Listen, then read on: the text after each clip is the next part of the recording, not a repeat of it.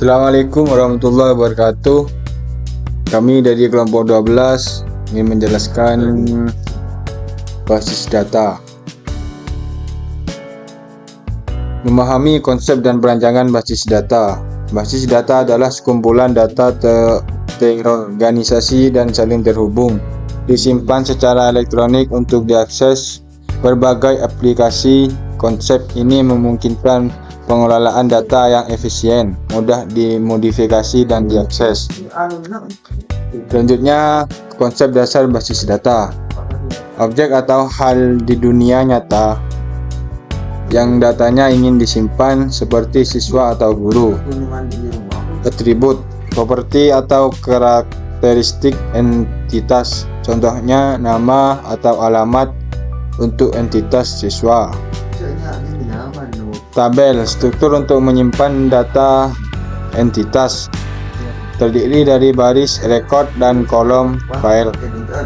Kunci, atribut atau sekumpulan atribut yang mengidentifikasi baris data secara unik dalam tabel. Selanjutnya adalah perancangan basis data, dari konseptual hingga fisik. Perancangan basis data adalah proses mendefinisikan, merancang, dan mengimplementasikan database. Tujuannya adalah memastikan data terorganisasi secara logis, efisien, dan konsisten, sehingga mudah diakses dan dikelola. Terus, tahap perancangan basis data. Analisis kebutuhan, mengumpulkan dan menganalisis kebutuhan pengguna untuk memahami data, penggunaannya, dan batasan sistem. Perancangan konseptual, membuat model konseptual tingkat tinggi menggunakan model entitas relasi untuk memvisualisasikan entitas, atribut, dan relasi. Perancangan logis, mengubah model konseptual menjadi model logis spesifik, misalnya relasional, dengan tabel, kolom, dan kunci. Normalisasi dilakukan untuk mengurangi redundansi.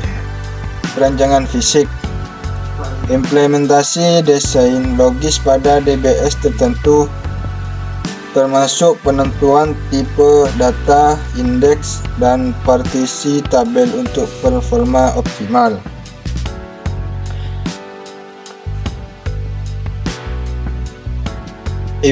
Implementasi basis data, dari desain ke operasional. Implementasi adalah proses mengonversi desain basis data logis dan fisik menjadi sistem basis data yang operasional. Ini adalah tahap di mana teori diubah menjadi praktik menggunakan sistem manajemen basis data atau DBMS tertentu. Selanjutnya, tahapan implementasi basis data. Yang pertama, pemilihan DBMS. Memilih DBMS yang sesuai berdasarkan tipe data, skalabilitas, dan anggaran, misalnya MySQL, PostgreSQL, Oracle. Yang kedua, pembuatan skema, menulis kode DDL untuk membuat tabel, mendefinisikan kolom, tipe data, dan batasan kunci primer, kunci asing. Yang ketiga, pengisian data, membuat data awal secara manual atau menggunakan skrip import dari file. Yang keempat, pengembangan aplikasi. Programmer menulis kode aplikasi menggunakan DML untuk berinteraksi dengan basis data operasi atau GRUD. Yang terakhir adalah pengujian dan tuning, menguji fungsionalitas dan performa, serta melakukan penyesuaian tuning seperti pembuatan indeks baru. DBMS jantung pengelolaan data. DBMS Database Management System adalah perangkat lunak yang dirancang untuk mengelola dan memanipulasi basis data. Peran utamanya adalah sebagai perantara antara pengguna atau aplikasi dengan data yang tersimpan. Fungsi utama di BMS: penyimpan dan pengembalian data, menyimpan data efisien dan menyediakan akses cepat. Keamanan data, fiturnya otorisasi pengguna untuk akses terkontrol. Integritas data, memastikan data konsisten dengan aturan kunci primer asing. Kontrol konkurensi, mengatur akses banyak pengguna untuk mencegah inkonsistensi. Pemulihan data, mekanisme untuk mengembalikan basis data setelah kegagalan sistem. Selanjutnya kita akan lanjut. Mau jadi rumah ya?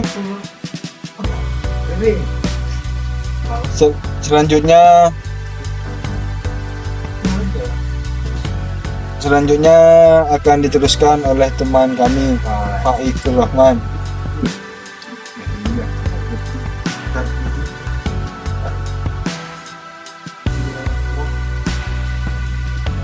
Assalamualaikum warahmatullahi wabarakatuh.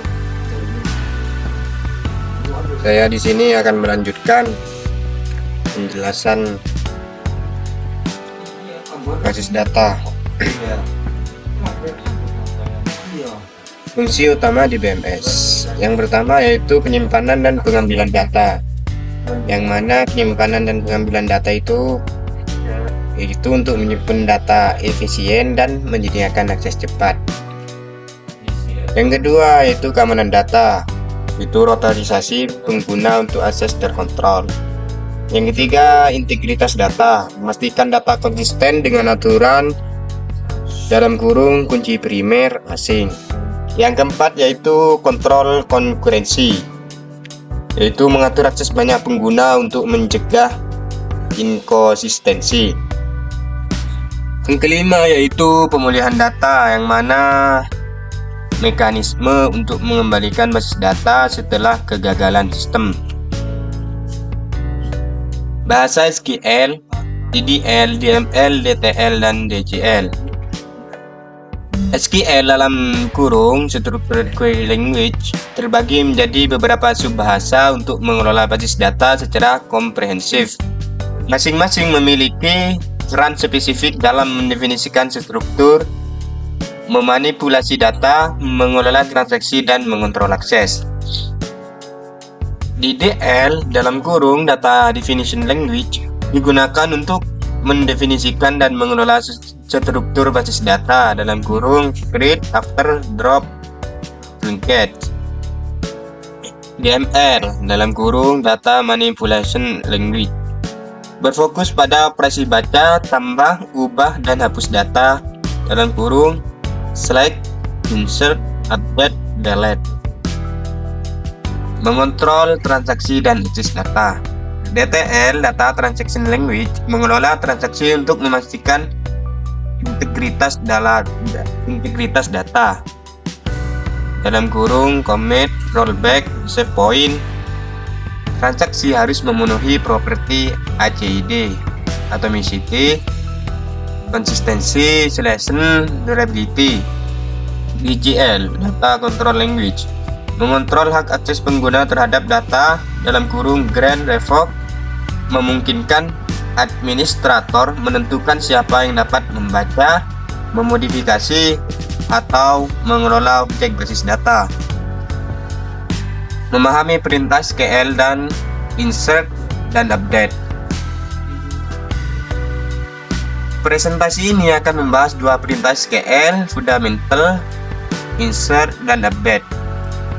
Kedua perintah ini adalah bagian dari Data Manipulation Language dalam kurung DML yang krusial untuk mengelola data dalam database.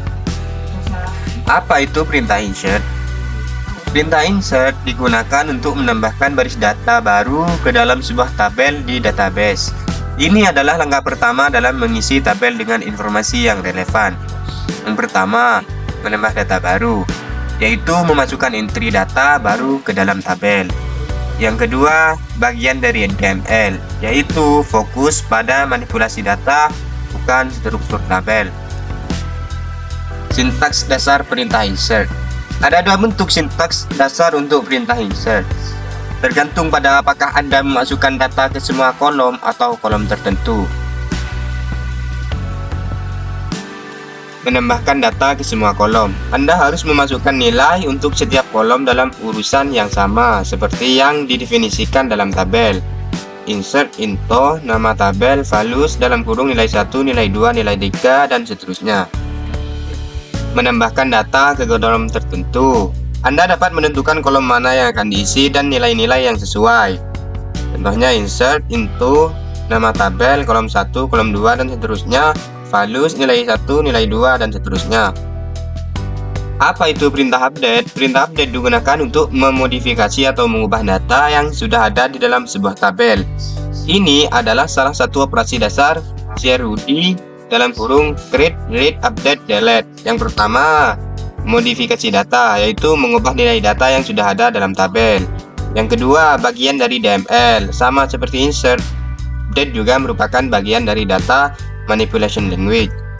Yang ketiga yaitu operasi CRUD, merupakan salah satu dari 4 operasi fundamental dalam manajemen data. Sintak dasar perintah update. Sintak perintah update melibatkan penentuan tabel, kolom yang akan diubah, dan kondisi untuk baris yang akan diperbarui. Update nama tabel, set kolom 1, nilai 1, kolom 2, nilai 2, dan seterusnya. Or kondisi. Yang pertama, update nama tabel merupakan menentukan tabel yang akan dimodifikasi. Yang kedua yaitu set kolom. Nilai 1 yaitu menentukan kolom-kolom yang nilainya akan diubah. Yang ketiga, or kondisi, yaitu menentukan baris mana saja yang akan diperbarui. Penting, tanpa klausa where, semua baris akan diperbarui. Selanjutnya akan diteruskan oleh anggota kelompok kami yang ketiga. Selanjutnya yaitu contoh penggunaan update. Pertama yaitu mengubah harga produk. Yang mana yaitu mari kita lihat contoh praktis penggunaan perintah update pada tabel produk dengan kolom id produk, nama produk, dan harga. Yang pertama yaitu mengubah harga satu produk. Hanya barisnya dengan id produk 101 yang harganya akan diubah menjadi 150.000. Update produk set harga sama dengan 150.000, word id produk sama dengan 101. Contoh penggunaan update yang nomor 2 yaitu menaikkan harga kategori. Perintah update juga memungkinkan penggunaan ekspresi atau operasi matematika dalam klausa set untuk perubahan massal. Pertama, menaikkan harga produk elektronik, yaitu harga semua produk dengan kategori elektronik akan dinaikkan sebesar 10%. Update produk set harga sama dengan harga kali 1.10 word kategori sama dengan elektronik. Perbandingan insert dan update. Meskipun keduanya adalah perintah DML, insert dan update memiliki fungsi yang berbeda dan saling melengkapi dalam manajemen data.